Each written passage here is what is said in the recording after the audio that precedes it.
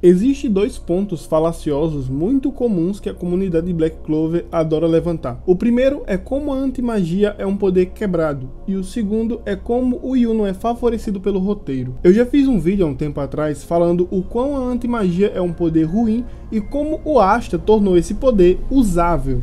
Então, no vídeo de hoje eu vou falar o quão bobo é a ideia de que o Yuno é um personagem favorecido pelo roteiro. Começando pelo básico, o que é ser favorecido pelo roteiro? O roteiro é tudo em uma obra literária, seja ela qual for, a não ser que você esteja narrando fatos que já aconteceram de uma forma verídica, você vai criar elementos que levam a caminhos escolhidos por você inevitavelmente. E nesse caso, o Tabata não só jogou o Yuno e tudo que ele conseguiu na cara do telespectador simplesmente do limbo. Teve de fato uma construção de personagem bem elaborada que as pessoas simplesmente ignoram. O Yuno ser absurdamente talentoso sendo órfão era algo muito suspeito para um plebeu da região dele. Quantos plebeus de Hag ou regiões semelhantes tinham o mesmo nível de magia do Yuno sem o Grimório? Desde o terceiro capítulo já foi especificado que a realeza e nobreza têm naturalmente mais poder mágico. Então isso já seria uma evidência que a origem do Yuno não era da plebe. O Yuno ter sangue real e ser um habilidoso usuário de magia do vento é mais que um atributo para que ele seja o portador do espírito do vento. Haja vista que a Noelle pôde ser a portadora de dois espíritos elementais, a Undine e o Leviatã, e ela é definitivamente menos talentosa que o Yuno. Durante o arco da reencarnação dos elfos, o Yuno recebeu um boost de poder. Porém, ele não perdeu o controle do seu próprio corpo, como outros cavaleiros de Clover. Posteriormente, é descoberto que o corpo do Yuno abriga a alma do filho do Lich, que morreu ainda no útero. Por não ter memórias nem sentimentos negativos, apenas o poder mágico desse filho foi herdado momentaneamente por Yuno. O motivo do Yuno herdar essa alma deve ter alguma conexão com a magia de reencarnação usada por Zagreed no passado.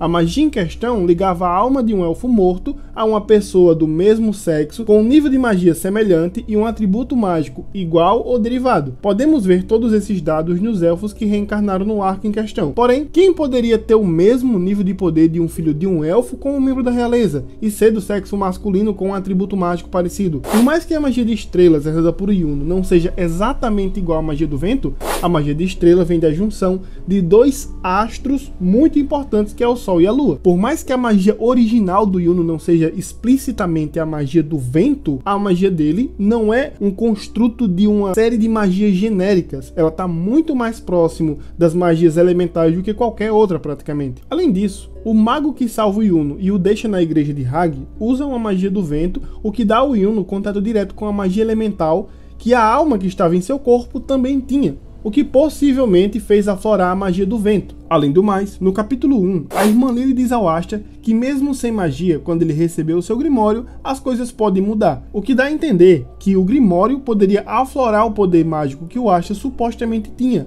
algo que de fato aconteceu com o Yuno. Ele só aflorou a magia de estrelas quando ele conseguiu seu segundo Grimório, e isso se torna ainda mais possível quando vemos magos que têm uma única magia como Hades, que provavelmente só pôde usar magia ao conseguir o seu Grimório, já que ele afirma que tem apenas uma magia e essa magia é justamente a do seu Grimório. Eu não estou afirmando que o Hades não podia usar mana, nem usar magias básicas, mas a complexidade da magia que ele usa só deu a ele capacidade de realizar feitiços quando ele conseguiu de fato um Grimório. Também temos que lembrar que os Grimórios são necessários para usar magias de alta complexidade, e até o momento todas as magias usadas por Yuno, baseadas na magia de estrelas, são nomeadas. Se juntarmos o fato de ser uma magia rara, que só pode ser herdada por uma conjunção de outras duas magias raras, faz todo o sentido o Yuno só ter acesso a esse poder após receber um Grimório específico para ele. Aí entramos na ideia de um mago ter dois Grimórios. O Yuno tinha a alma do filho do Lich em seu corpo e se acreditava ser um cidadão de Clover, algo que lhe proporcionou um Grimório de Clover. Após lutar para salvar o seu capitão e consequentemente o reino de Spades, o Yuno acaba entrando na torre do Grimório e o Grimório que ele deveria ter, por ser da realeza e ter magia de estrelas latente em seu corpo, se apresenta. A crítica aqui é o Yuno ter dois Grimórios, mas nunca foi dito que um mago não poderia ter dois Grimórios, e a condição do Yuno é bem diferente das outras pessoas. Há uma série de eventos na vida dele que lhe permitiram ter essa condição específica para conseguir esse segundo Grimório. Além do mais, nunca foi dito explicitamente como uma pessoa é escolhida por um Grimório. O próprio Yamizuki Hiro tem um Grimório, sendo uma pessoa estrangeira. E durante o flashback do seu passado, ele diz que foi até mesmo escolhido por um Grimório e não é reconhecido como um cidadão de Clover. A fala do Yami implica que o Grimório reconhece de alguma forma sua nacionalidade ou sentimento patriótico pelo local onde você está. Se esse for o caso, faz total sentido o Yuno ter 2 Grimórios, já que ele seria a maior autoridade viva de Spades e quer se tornar a figura de autoridade mágica suprema de Clover, nacionalidade e sentimento patriótico no mesmo local. Mas, se for por afinidade mágica, podemos notar que não só o Yuno, mas todos os magos que receberam Grimórios e tinham almas de elfos em seus corpos, receberam uma interferência mágica para alinhar os atributos mágicos dos humanos às almas élficas em seus corpos. Para resumir essa salada, tem inúmeras possibilidades para o mesmo questionamento. Por que o Yuno recebeu 2 Grimórios? Existe interferência da magia de reencarnação, existe o fato do Yuno não ser de Clover, ele ser da realeza de outro reino, ou seja, ele seria alguém agraciado pela mana em outro reino, logo ele já teria um atributo mágico latente, esse atributo mágico sendo extremamente raro, que é a magia de estrelas. Ou seja, existe sim várias possibilidades, várias formas de explicar o porquê que o Yuno tem 2 Grimórios. Não é algo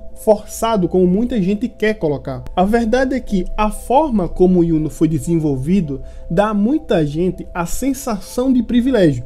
E isso acontece principalmente porque as pessoas comparam a forma como o Asta evolui à forma como o Yuno evolui. O Asta é sempre mostrado tendo várias dificuldades, se esforçando de maneiras absurdas para evoluir, enquanto o Yuno aparenta treinar pouco e sempre está equiparado ao poder do Asta ou à frente do próprio Asta. Entretanto, isso não é um favoritismo do autor, e sim algo feito propositalmente. A maioria das pessoas esquecem que uma das principais pautas de Black Clover é a desigualdade. O próprio objetivo do Asta, assim como o objetivo do primeiro Rei Mago, era acabar com a desigualdade criada pela realeza e nobreza. O primeiro Rei Mago queria criar uma forma de dar equidade nos níveis de magia da população, e com isso ele criou vários objetos mágicos com esse intuito.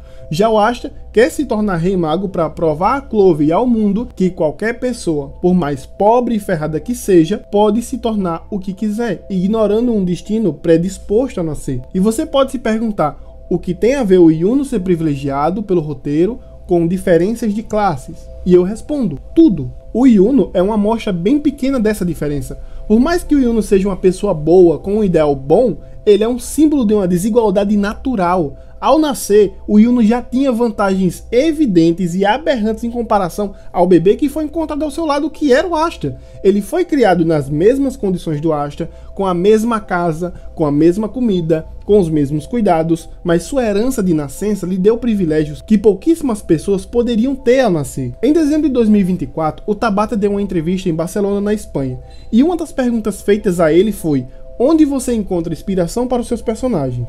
Então o Tabata respondeu: há muito de mim no Asta. Sempre busco empregar meus pensamentos e frases em meus personagens para torná-los mais humanos. O Tabata se identificar com o Asta pode ser uma evidência de como ele vê o mundo, de quanto ele teve que se esforçar e quanto ele teve que lutar na sua vida para chegar aonde ele está hoje. O Yuno pode ser facilmente a representação de todas aquelas pessoas que, de muitas formas diferentes, têm privilégios que as ajudaram a alcançar os seus objetivos. Ambos os personagens podem representar não o Tabata e suas vivências, mas as pessoas que participam de competições desiguais na vida. Seja em qualquer área, haverá sempre pessoas minimamente mais privilegiadas ou capacitadas, e sempre haverá pessoas esforçadas que nem sempre são as mais talentosas, mas são esforçadas e dedicadas o suficiente para chegar ao seu local de destaque. Para mim, a forma como Asta e o Yuno evoluíram durante a obra não é apenas uma disputa de poder, onde no final um vai se provar mais poderoso que outro,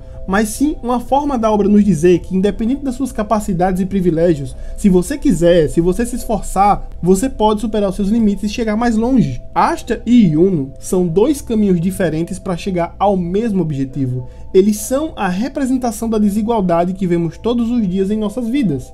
Pelo menos é nisso que eu acredito. E é por isso que eu acho Black Clover tão incrível. A obra consegue ser divertida, inspiradora, emocionante e cativante na medida certa. Mas se você ignorar todas as mensagens subliminares ou explícitas que a obra mostra ao telespectador, você vai perder o que de fato a obra significa e vai ficar preso nessa espiral depressiva do power scaling. E por mais que você acredite que animes são para diversão e não sobre reflexões filosóficas sobre a vida, entenda, todas as obras de ficção passam alguma mensagem, seja uma mensagem simples ou complexa.